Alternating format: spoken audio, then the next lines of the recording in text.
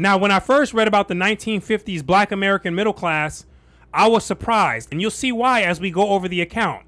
Now, more importantly, this history matters because it shows exactly how if people keep thinking and believing the same, they'll continue acting the same and producing children who repeat the same patterns, right? And so as we go over this 1950s Black American culture, we're going to read from this book right here, Black Bourgeoisie, written by sociologist Dr. E. Franklin Frazier. So let's go in here and let's turn to page 204, where it says this. The exclusion of the middle-class Negroes from participation in general life of the American community has affected their entire outlook on life. Now, what exclusion is he talking about? He's talking about not being accepted by whites, which he describes as one of the primary aims of this black middle-class group. And wanting to be accepted socially by whites, it has its roots in this inferiority complex that was developed during slavery. So let's continue. It has meant that whites did not take Negroes seriously, that whites did not regard the activities of Negroes as of any real consequence in American life. It has tended to encourage a spirit of irresponsibility or an attitude of play or make-believe among them. And in this book, Dr. Frazier talks about this group exaggerating their wealth to make it seem like they were doing financially better than what they were actually doing. And that their business, their profession, and their education was not something that they took actually seriously, right? This was part of that make-believe world that they had created. Now let's go over to page 207 and let's talk about this play attitude. As a consequence of the prestige of society, many Negro professional men and women take more seriously their recreation than their professions. Once, the writer heard a Negro doctor who was prominent socially say that he would rather lose a patient than have his favorite baseball team lose a game. This was an extreme expression of the relative value of professional work and recreation among the black bourgeoisie. At the same time, it is indicative of the value which many Negro professional men and women, including college professors, place upon sports. Here we go with the sports. Now remember, this was written in the 1950s, where we're seeing an account where Dr. Frazier is explaining that these professional blacks were already placing a higher value on sports than their actual profession. Let's continue. Except when they are talking within their narrow field of their professions, their conversations are generally limited to sports, baseball, and football. And if he were writing this today, he would have added basketball to this list as well. Let's continue. They follow religiously the scores of the various teams and the achievements of all the players. For hours, they listen to the radio accounts of sports and watch baseball and football games on television. They became learned in the comments of sports writers. And I remember in the Marine Corps, I knew multiple guys who had what it seemed like to know all the stats on multiple players, like in the NFL and in the NBA, right? They could tell you what team they were on, what team won the Super Bowl, who won the NBA championship, what year they won it, which college they went to, what stats they had in college. I mean, it seemed like they knew the full thing. Who coached which team, how many years, I mean, the full thing.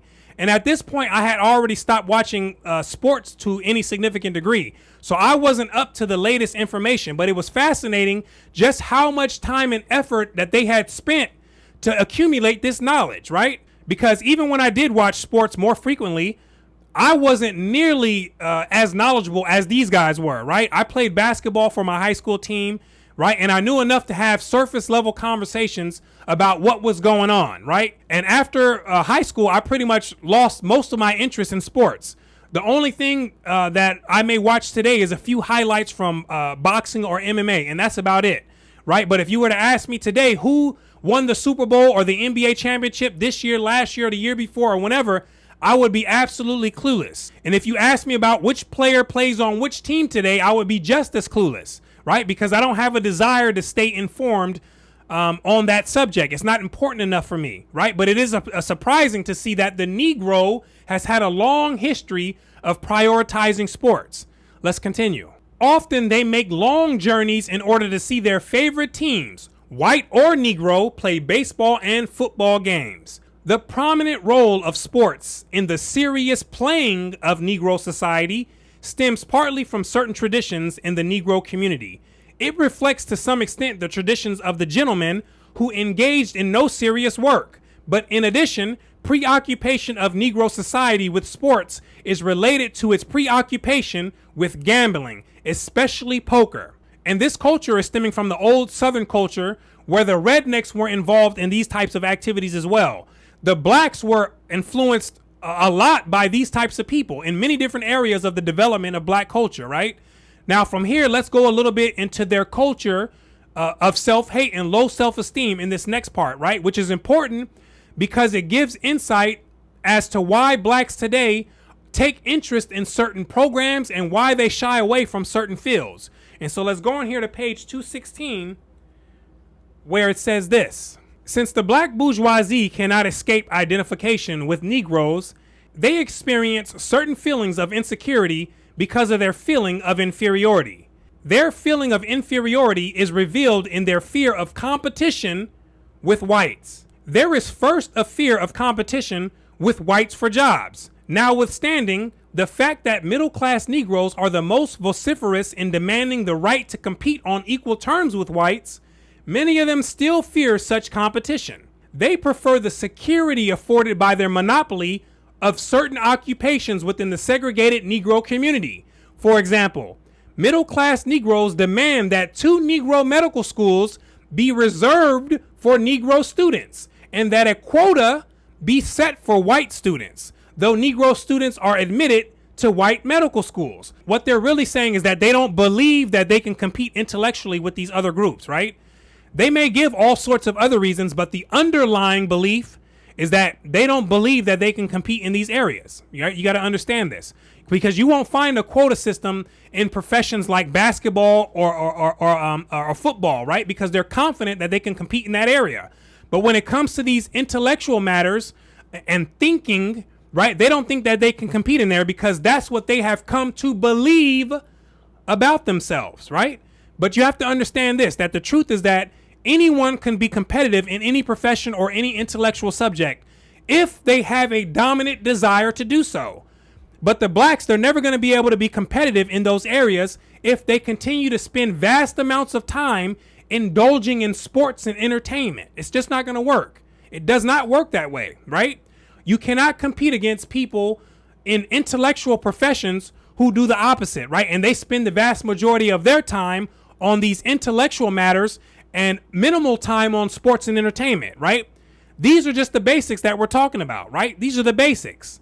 Now let's continue. Since the Supreme Court of the United States has ruled against segregated public schools, many Negro teachers, even those who are well prepared, fear that they cannot compete with whites for teaching positions. Although this fear stems principally from a feeling of inferiority, which is experienced generally by Negroes, it has other causes. The majority of the black bourgeoisie fear competition with whites, partly because such competition would mean that whites were taking them seriously, and consequently, they would have to assume a more serious and responsible attitude towards their work. And competition would mean that they would have to give up many of the low-value activities like sports and shooting the breeze on insignificant topics, right? And they would have to replace those with higher value activities like reading, studying more challenging subjects, right? Thinking and analyzing, basically breaking free of the inherited Negro consciousness. Let's continue. Middle-class Negroes, who are notorious for their inefficiencies in management of various Negro institutions, excuse their inefficiency on the grounds that Negroes are a young race and, therefore, will require time to attain the efficiency of the white man. The writer has heard a Negro college president who has constantly demanded that Negroes have equality in American life declare before white people in extenuation of the shortcomings of his own administration that Negroes were a child race and that they had to crawl before they could walk. And so they were saying that in the 1950s, which I could understand to some degree, but it looks like Dr. E. Franklin Frazier is not buying that excuse even at that time, right? But it's crazy to hear that people still today say this same thing, right? Going round and round on the hamster wheel and going a whole lot of nowhere. Let's continue. Such declarations, while flattering to the whites, are revealing in that they may manifest the black bourgeoisie's contempt for the Negro masses, while excusing its own deficiencies by attributing them to the latter. Yet it is clear that the black worker who must gain a living in a white man's mill or factory and in competition with white workers cannot offer any such excuse for his inefficiency. And most people don't care about the excuse either. They need you to do a job. Let's continue. The fear of competition with whites is probably responsible for the black bourgeois fear of competence and first-rate performance within its own ranks. When a Negro is competent and insists upon first-rate work, it appears to this class that he is trying to be a white man, or that he is insisting that Negroes measure up to white standards. You see that? That's the black consciousness that has to be separated from, because it's a consciousness that's meant to hold people down into the pit. Because the ones who have this mindset, they have zero intention to improve, right? And they have every intention to keep someone down who's trying to improve. Let's continue. This is especially true where the approval of whites is taken as a mark of competence and first-rate performance. In such cases, the black bourgeoisie reveal their ambivalent attitudes towards the white world. They slavishly accept the estimate which almost any white man places upon a Negro or his work. But at the same time, they fear and reject white standards. For example, when a group of Negro doctors were being shown the modern equipment and techniques of a white clinic, one of them remarked to a Negro professor in a medical school, "This is the white man's medicine."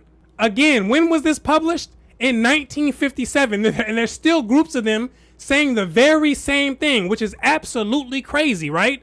This is the energy current that's working against the blacks, right? And it's preventing progress. That energy current, called the black consciousness, it's there, and it's meant to stop people from climbing out of the pit of darkness. You have to understand that. Let's continue. Negroes who adopt the standard of the white world create among the black bourgeoisie a feeling of insecurity and often become the object of both envy and hatred of this class. The standards that he's talking about is what they call the white man's medicine, or the white man's science, or the white man's professionalism, and so forth. And so when they take on those standards, it is looked at with hatred and with envy, because it's looked at as a challenge to how those people believe that someone who they think of as black should act, right? It's that self-defeating black consciousness that's there, right? And it's the consciousness that some of you have to escape from. Let's continue. Among the women of the black bourgeoisie, there is an intense fear of the competition of white women for Negro men. It's about to get spicy right now. Let's continue. They often attempt to rationalize their fear by saying that the Negro man always occupies an inferior position in relation to the white woman, or that he marries much below his social status. They come nearer to the source of their fear when they confess that there are not many eligible Negro men and that these few should marry Negro women. That such rationalizations conceal deep-seated feelings of insecurity is revealed by the fact that generally they have no objection to the marriage of white men to Negro women, especially if the white man is reputed to be wealthy. In fact, they take pride in the fact and attribute those marriages to the peculiar charm of Negro women. You see that? Now, do they still have those same inner thoughts today? You tell me. Let's continue. In fact, the middle-class Negro woman's fear of the competition of white women is based often upon the fact that she senses her own inadequacies and shortcomings. Her position in Negro society and in the larger Negro community is often due to some adventitious factor, such as light complexion or a meager education, which has pushed her to the top of the social pyramid. And so these are external qualities which don't contain much substance, and they're not as valuable as inner qualities. And so Dr. Frazier is saying that her outer qualities is what took her to the top of the social pyramid in the black world. Let's continue. The middle class white woman not only has a white skin, which is not really white, but it's like a pinkish orange skin, and straight hair, but she is generally more sophisticated and interesting because she has read more widely and has a larger view of the world. You see that? So this is what he's saying is really making her feel insecure. Let's continue. The middle class Negro woman may make fun of the plainness of her white competitor and the latter's lack of wealth and interest in society. Nevertheless, she still feels insecure when white women appear as even potential competitors.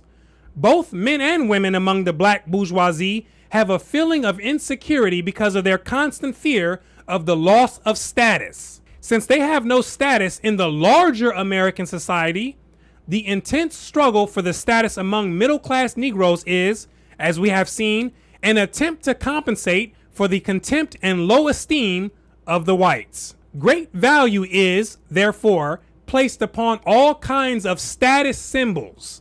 Academic degrees, both real and honorary, are sought in order to secure status. Usually the symbols are of a material nature, implying wealth and conspicuous consumption. And a person's never going to feel any real sense of security if they are primarily materialistic and they place very little value on the internal things, right? It just doesn't work that way, right? And the blacks have built an entire culture around external things.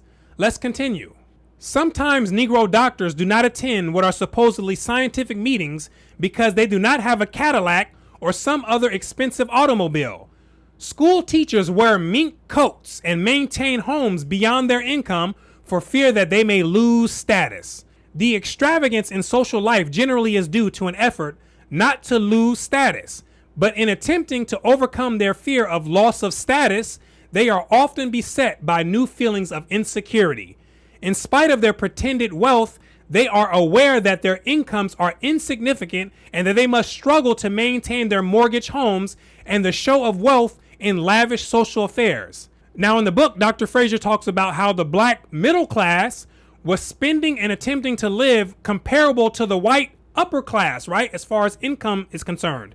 And so they had a lot less money, but they were trying to buy things to make themselves seem and appear as if they had more money than what they actually did, right? Let's continue. Moreover, they are beset by a feeling of insecurity because of their struggles to maintain a show of wealth through illegal means. From time to time, wealthy Negro doctors are arrested for selling narcotics and performing abortions, which is crazy, right? But to maintain their show of wealth, some of them had to operate illegally within the black market because in the 1950s, abortion was still very illegal. So this is the report that Dr. Fraser left behind describing that time, which sounds absolutely crazy to hear about doctors being in the drug game, right? This is crazy. Okay, so now that we have that background, let's shift gears, and Dr. Fraser is going to provide us with some insight on the 1950s black family structure, right? And you're definitely going to want to hear this part.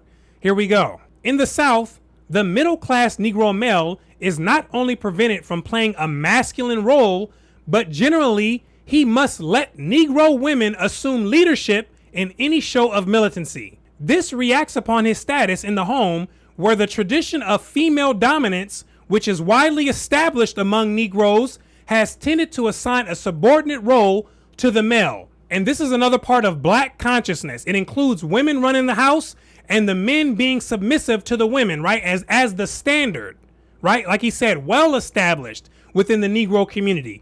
And I feel bad for both the masculine woman and the feminine men who find themselves in this type of relationship because they both live a very frustrated life, both of them.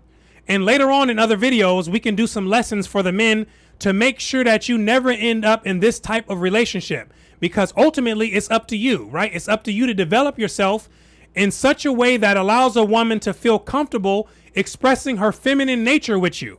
But it starts with the man. And yes, there are a whole bunch of masculine women in America, right? But there's also a whole bunch of feminine men who balance out the equation.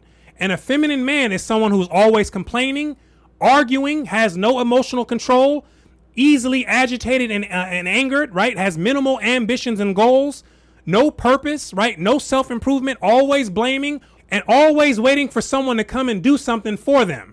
And a woman is never going to respect someone that's like this, right? And so being masculine is one of the ways that she expresses that frustration with the man. But this could all change, right? I promise you, this could all change. But those other things, they have to be worked on first. But let's continue reading. In fact, in middle-class families, especially if the husband has risen in social status through his own effort and married a member of an old family or a society woman, the husband is likely to play a pitiful role.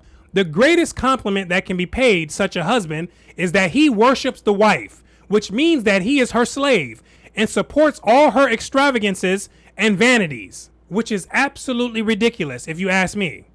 Let's continue. But, of course, many husbands in such positions escape from their frustrations by having extramarital sex relations. So here we go with the cheating. Let's continue. Yet the conservative and conventional middle class husband presents a pathetic picture. He often sits at home alone, impotent physically and socially, and complains that his wife has gone crazy about poker and society and constantly demands money for gambling and expenditures which he cannot afford. Sometimes he enjoys the sympathy of a son and daughter who has not become a socialite. Such children often say that they had a happy family life until mama took to poker. They spend large sums of money on their children for toys and especially for clothes.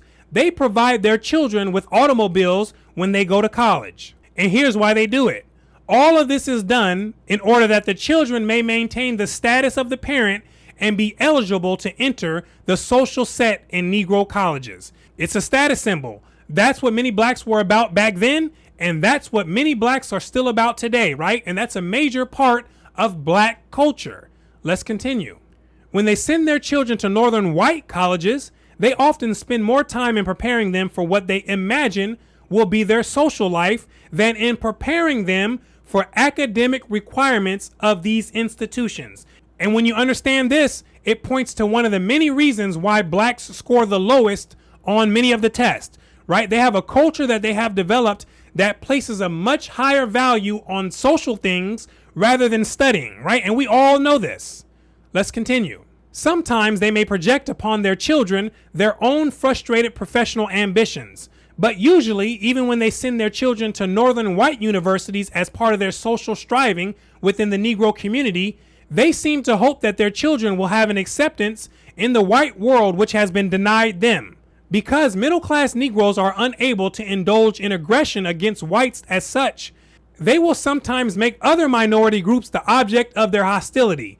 For example, they may show hostility against Italians who are also subject to discrimination. But more often, middle-class Negroes, especially those who are engaged in a mad scramble to accumulate money, will direct their hostility against Jews. They are constantly expressing their anti-Semitism within Negro circles while pretending publicly to be free from prejudice.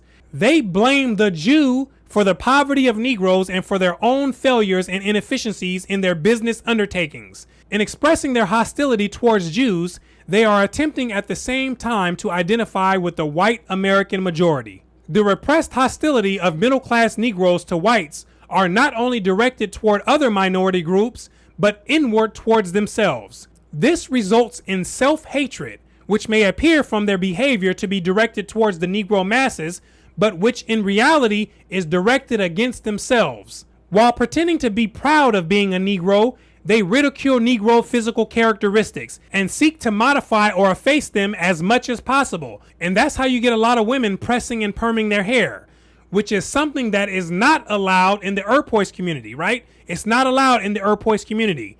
The standard is natural hair only for the women that are evolving from the black community, right? That's how you start gaining more respect for yourself and stepping out of the slave mindset, right? Which many people in the black community want to continue to perpetuate.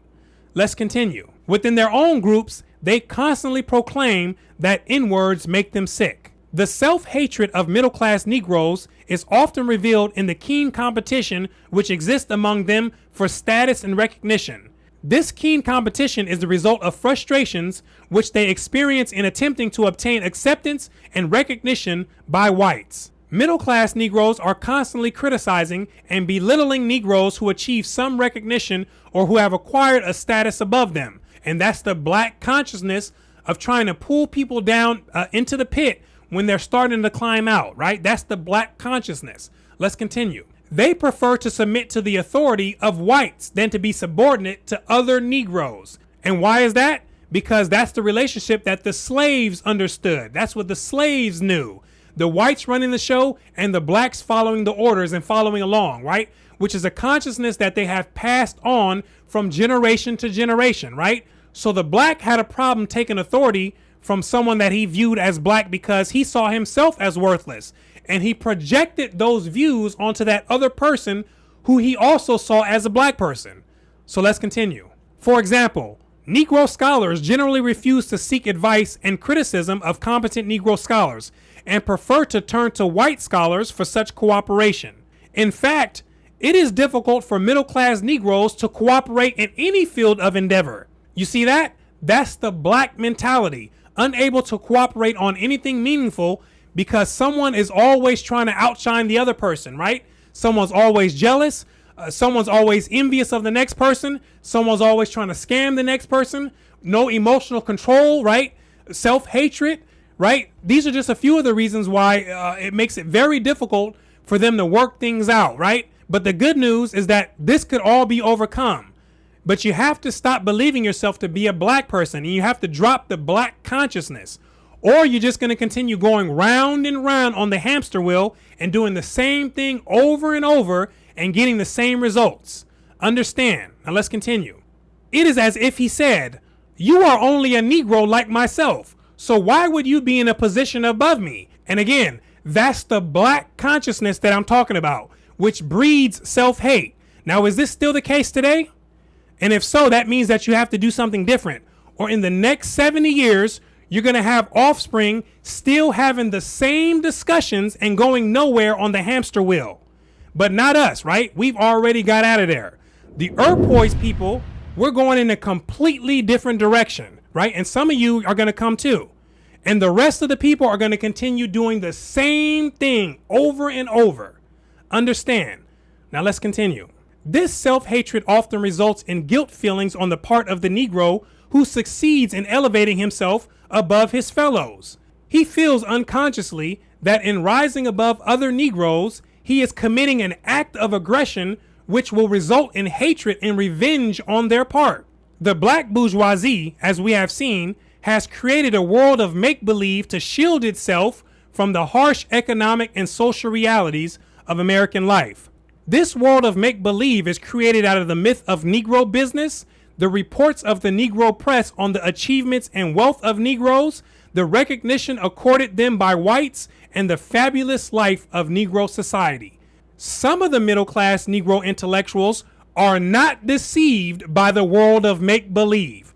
Now listen closely, because even though it was most, it still wasn't all of them. So Dr. Frazier says some of the Negro intellectuals, because there's always going to be some, were not deceived. Now let's see what these few did differently. Here we go. They will have nothing to do with Negro society and refuse to waste their time in frivolities. They take their work seriously and live in relative obscurity so far as the Negro world is concerned. The only thing that they didn't do is create a new name for themselves and completely separate themselves apart from the rest of the people. And so they still called themselves black, but they were culturally distinct from the rest of the middle class black folks. Let's continue.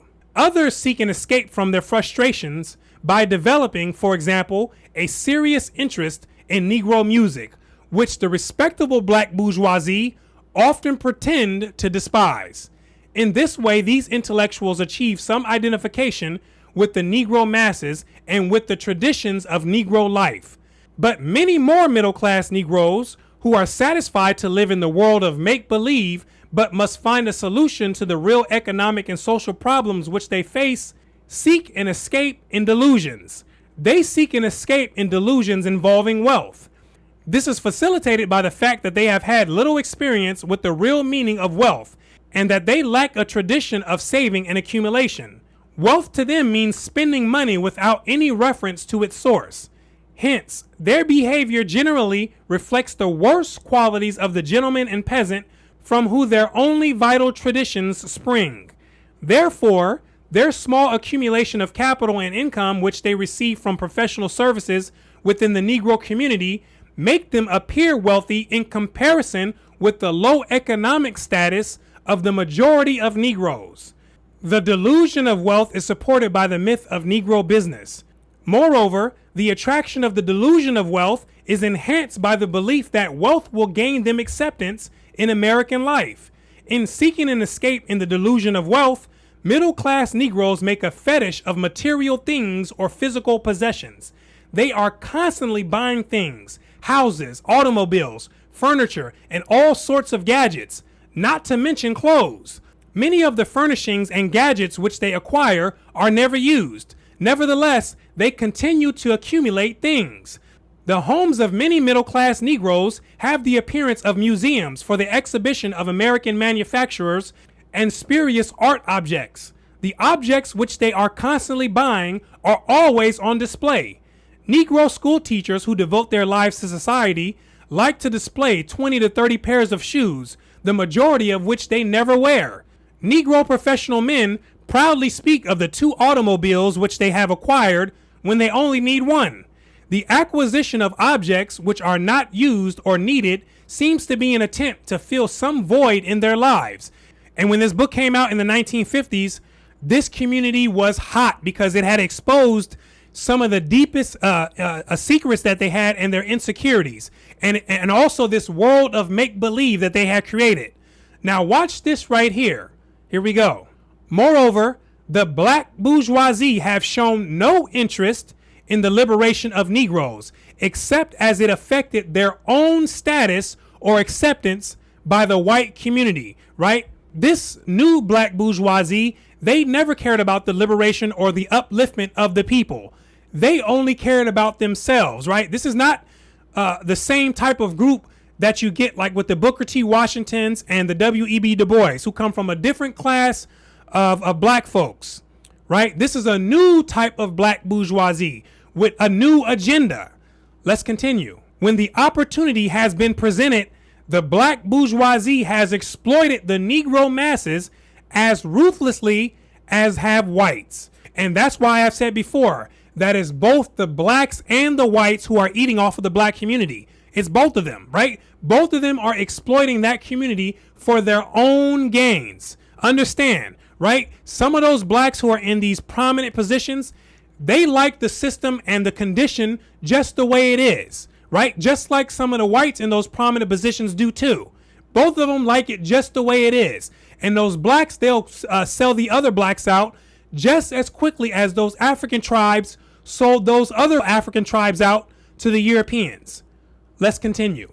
As the intellectual leaders in the Negro community, they have never dared to think beyond a narrow, opportunistic philosophy that provided a rationalization for their own advantages. The single factor that has dominated the mental outlook of the black bourgeoisie has been its obsession with the struggle for status. The struggle for status has expressed itself mainly in the emphasis upon social life or society. The concern of the Negro for social life and society has been partly responsible for the failure of educated Negroes to make important contributions within the fields of science or art. And you see that here? There's a mentality and a mindset within that society that's keeping a lot of these youth who would and otherwise be really prominent in areas like science. It's holding them back, right? It's a mentality in there. Let's continue. Educated Negroes have been constantly subjected to the pressures of the black bourgeoisie to conform to its values. Because of this pressure, some gifted Negroes have abandoned altogether their artistic and scientific aspirations, while others have chosen to play the role of phony intellectuals and cater to the ignorance and vanities of the black bourgeoisie in order to secure social acceptance. Since middle-class Negroes have never been permitted to play a serious role in American life, social life has offered an area of competition in which the serious affairs of life were never involved. Middle-class Negroes who have made real contributions in science and art have had to escape from the influence of the social life of the black bourgeoisie. And today, what I'm telling you is that you have to escape completely from the black consciousness altogether, right? If you want to see any real change. Let's continue. In fact, the spirit of play or lack of serious effort has permeated every aspect of life of the Negro community. And that's why we had to make the great escape in the final phase of freedom, because this lack of serious effort has permeated every area in the life of the Negro community, right? And it has a stronger influence even today within that community. Let's continue. It has, therefore, tended to encourage immaturity and childishness on the part of middle-class Negroes whose lives are generally devoted to trivialities or unimportant things. And so this was a very important piece on the dominant black culture as reported by sociologist Dr. E. Franklin Frazier in this book here. And so accounts like this, they're very important because they don't sugarcoat things, which is what you need to hear, because it's better to have a bitter truth than a super sweet lie. But one thing that I want you to understand is that the point of highlighting these things and bringing these up is not to make people feel bad or to stomp people while they're down. It's to highlight these neglected areas that people have to look into so they can better understand how they inherited the mindset that they may have, right? And they can understand the problem if they see it as a problem and they desire to fix the problem, right? Because the problem and the solution, they're two sides to the same pole, right? And when the better you understand the problem, the better you understand the solution. And this is, like I said, important for people who have a desire to improve themselves. If someone doesn't see it as a problem and they don't have a desire to improve themselves, then none of this matters at all. It doesn't matter one bit. There's really no problem for you, right? Because you're just doing what you want to do anyways. But for the people who have a desire to improve and to change things, then it's important to understand the problem and to see it from a different perspective, right? So you can better prepare yourself for a solution. And so hopefully this has been able to help you out, and it has given you some light so that you can better find your way on the path. And so I want to thank you for watching all the way into the end. My name is Brooklyn St. Michael, and I'll see you in the free world.